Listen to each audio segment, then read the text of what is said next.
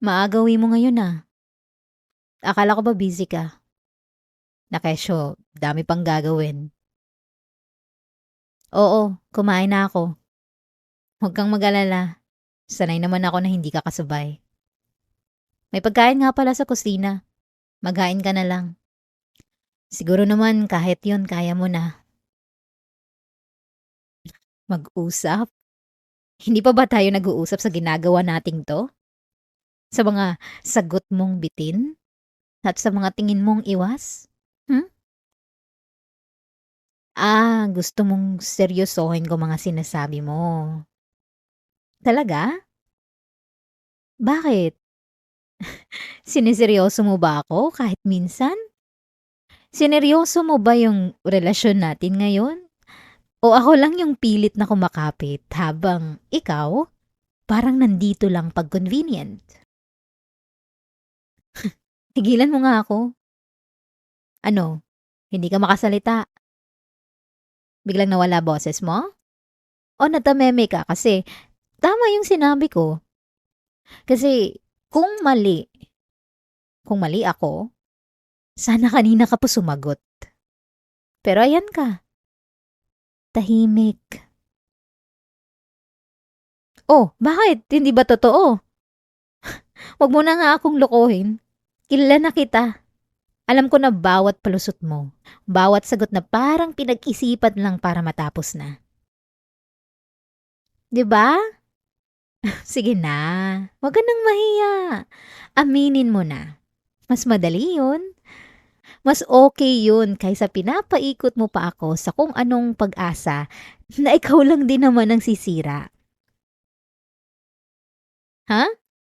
Wala ka namang aaminin. Naku, eto naman. Eto ka na naman. Parang di kita kilala. Sa kaka-deny mo, alam mo, pwede ka na talaga maging best actor. Ang galing mo eh. Kung may award lang sa pag-iwas sa katotohanan, sigurado ako panalo ka na. Ano? Hindi ka pa rin naamin? Talaga? Kasi wala. Sige, sabi mo eh. Kung yan ang gusto mong paniwalaan, pagbibigyan kita. Ganyan naman tayo palagi, di ba? Pero, teka, paano kung ako na lang? Ako na lang kaya? Hmm? Ako na lang ulit ang magsasalita para sa ating dalawa. Total, sabi mo wala ka namang aaminin. Ako kasi, meron eh. Kasi alam mo, napansin ko lang, lagi kang nagtatago ng cellphone mo kapag kasama mo ako. Dati, dati hindi ka naman ganyan. Tapos, ngayon bigla ka na lang natataranta sa tuwing nakikita mong papalapit ako sa'yo. Base sa reaction mo, ibig sabihin may tinatago ka, di ba? Ayaw mo pa rin magsalita. Tahimik ka pa rin hanggang ngayon.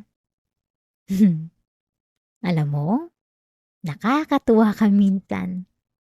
Parang iniisip mo na kapag hindi ka umimik, mawawala na lang ang lahat. Na para bang hindi ko mapapansin ng mga ginagawa mo at hindi ko aalamin. Uy, gusto mo na ngayon malaman kung anong sinasabi ko. Bigla kang curious Bakit? Nakala ko ba wala kang aaminin? Kung wala ka kasing aaminin, hindi ba ibig sabihin wala ka ring tinatago? So bakit ngayon parang kinakabahan ka? Bakit parang bigla kang nagtataka kung hanggang saan ang alam ko? Ano, natatakot ka bang malaman ko na panay ang message ng ex mo sa'yo? Na gabi-gabi ka niyang kinukulit, na ang lambing ng tono niya, na parang kayo pa rin? Natatakot ka bang malaman ko na gusto niyang makipagbalikan sa'yo? Na sinasabi niyang nagkamali siya, na ikaw pa rin daw ang mahal niya? O baka naman mas takot ka na makita ko yung pagmamakaawa niya sa chat. Yung paulit-ulit na, "Miss na kita." Yung, "Usap tayo." Yung parang hindi siya mapakali kapag hindi ka sumasagot. Wait, alam ko na, baka mas masakit isipin na alam ko yung tungkol sa pagbisita niya sa'yo sa opisina. Biglaan lang daw, 'di ba? Simpleng kamustahan lang daw. Oh, ano? Bakit lumalaki ang mata mo? Bakit parang ngayon mo lang na-realize na hindi ako tanga? Na hindi ako basta girlfriend lang na naniniwala sa kahit anong sasabihin mo? Ano? Akala mo ba hindi ko malalaman? Akala mo ba sapat na yung pagiging tahimik mo para mapaniwala akong wala lang yun? Na wala akong karapatang magduda, magtanong, mag-isip ng masama? Ay, ang cute mo talaga mag-isip minsan. Tsaka alam mo, imbis na mag-deny ka sa sinasabi ko, tumahimik ka lang eh. At alam mo bang sabi nila, silence means yes daw. Kaya, para sa akin, malinaw na malinaw ang lahat. Ibig sabihin, totoo talaga lahat ng nalaman ko. No? Oo naman, syempre, totoo yun. Sinundan kaya kita. Hindi ko naman gagawin yun kung wala akong dahilan, di ba? At saka, ang saya pa ng ngiti mo no, nakita ko eh. Yung klase ng ngiti na hindi mo binibigay sa akin nitong mga nakaraan. Yung para bang bumalik ka sa dating ikaw. Uy, gets ko naman. Mature ako. Hindi ako gaanong kasilosa. Minsan okay lang na goods ka pa rin sa ex mo. Civil akong tao. May buhay ka, syempre live your life. Kaso kasi, tong ex mo, may pahawak pa sa balikat mo. May papisil-pisil pa. Yun ang hindi ko kasi maintindihan, babe. Alam naman niyang may girlfriend ka, 'di ba? Bakit ganun pa rin siya? Ganun ba siya kadesperado? Hmm? O baka naman, hindi lang siya yung desperado. Baka, may parte sa'yo na gusto mo rin. Hindi mo alam. So, anong gusto mong sabihin? Na gusto mo yung pakiramdam na may nag-aagawan sa'yo? Kasi kung oo, aba, kailangan natin ayusin yan. Kailangan nating itama ang landas mo kasi, babe, ilang taon na rin tayo. 8 years na. 8 taon nang magkasama. 8 taon na pinipili kita araw-araw tapos biglang ganito? Hindi mo ba naisip na baka test lang ang lahat? Na baka sinusubo ka lang kung hanggang saan ka tatayo sa tabi ko? Tapos ikaw naman, kaunting lambing lang, kaunting message lang mula sa ex mo parang bibigay ka na agad. Ganun ba talaga kababaw ang pundasyon natin? O ako lang yung nag-iisip na matibay tayo? Bakit? Hindi pa ba sapat ang pagmamahal ko? Hindi pa ba sapat yung oras, yung effort, yung lahat ng tiniis ko para lang manatili ka? Sapat ba? O may kulang pa? Sabihin mo naman sa akin, babe. Kasi parang may nawala bigla eh. Parang may nabasag. At ako yung naiwan na nagtatanong kung saan ako nagkamali. Ano? Babe, sapat? Sapat. Okay, anong nangyari? Kailan ako naging hindi enough para sa'yo? Kailan mo naisip na mas masarap pakinggan yung boses ng ibang tao kaysa sa akin? Hindi mo alam. Hindi mo alam, hindi mo alam, hindi mo alam, Bletche, paulit-ulit na lang yan. Lagi mo namang hindi alam eh. Ano pa bang bago? Ganyan ka palagi.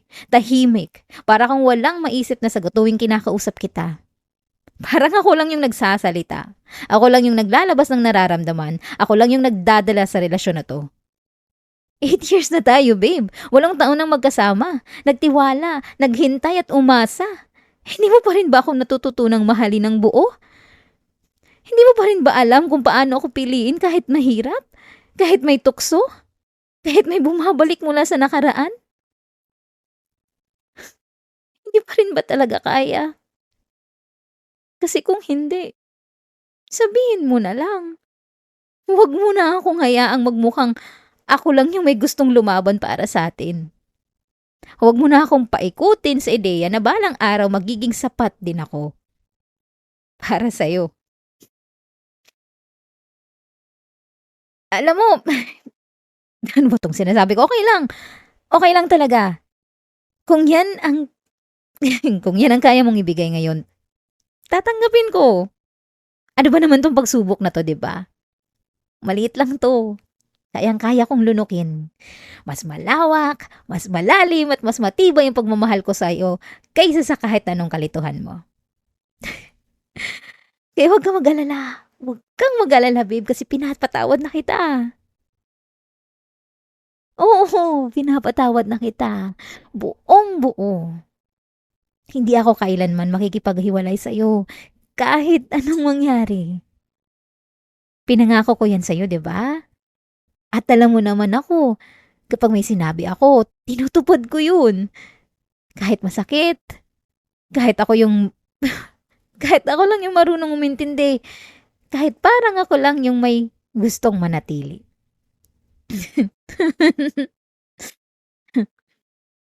Isa pa, kahit anong gawin mo, wala ka rin namang ex na babalikan, eh. Bakit? Kasi pinatay ko na siya. Naku, huwag kang magulat babe. Huwag mo akong tingnan na parang ngayon mo lang ako nakilala. Alam mo namang hindi 'to ang unang beses na nanakit ako ng ibang tao para lang maintindihan mong punto ko. Yung mga nauna, maliliit lang yun. Mga sagaba lang. Eto kasi iba na eh. May pagtatangka na paghiwalayin tayo. At kapag ganun, kailangan ko na talagang ayusin yung problema sa pinakasimpleng paraan. Kailangan ko siyang alisin sa mundo para wala ka ng pagpipilian kundi ako. Ako. At ang pagmamahal ko. Wala ka nang babalikan kasi wala na siya sa mundong ito. Hindi mo na siya makikita, hindi mo na siya maririnig, hindi mo rin siya mahahanap kahit anong pilit mo, kahit anong tanong mo pa sa mga tao, kahit kanino ka pa maghanap. Kasi nilibing ko ang bangkay niya sa lugar na hindi mo alam. At hindi mo kailanman malalaman. Kaya, kaya mula ngayon, ako na lang ang makikita mo. Sa bawat araw, sa bawat desisyon, sa bawat paghinga mo. Mula ngayon ako na lang ang bibigyan mo ng atensyon. Hindi dahil sa pinipilit kita ha, kundi dahil wala ka ng ibang pagpipilian. Oh, babe. Kahit ilang beses pa kitang bigyan ng pangalawang pagkakataon, okay lang. Kahit ilang beses kang magkamali, okay lang din. Kasi sigurado ako pa rin sa huli. Ako pa rin ang babalikan mo. Ako pa rin ang mamahalin mo. Kaya babe, ha? Gusto ko lang malinaw tayo. Hindi ako galit ngayon. Kung makinig ka lang, ganito na lang ang gagawin natin. Mabubuhay ka ng mapayapa, maayos at ligtas. Basta nandito ka lang sa tabi ko. Basta ako lang ang kasama mo. Kasi kapag naisipan mong umalis, kapag naisipan mong magtago ng kahit anong lihim ulit, alam mo na kung anong mangyayari. Hindi ko kailangan sabihin ng direkta.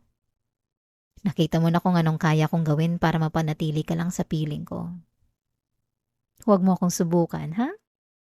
Huwag mong isipin na may ibang pwedeng takbuhan at may ibang pwedeng piliin. Kasi wala na. Ako na lang ang mundo mo ngayon. At kung mahal mo ang sarili mo, kung gusto mong manatiling maayos ang buhay mo, mananatili ka sa akin. Tandaan mo, malambing ako hanggat sumusunod ka. Maalaga lang ako hanggat ako ang pinipili mo. Pero kapag sinaktan mo ulit ang tiwala ko, kapag binaliwala mo ulit ang pagmamahal ko, hindi na kita ipagtatanggol kahit kanino. Kahit sa sarili mo.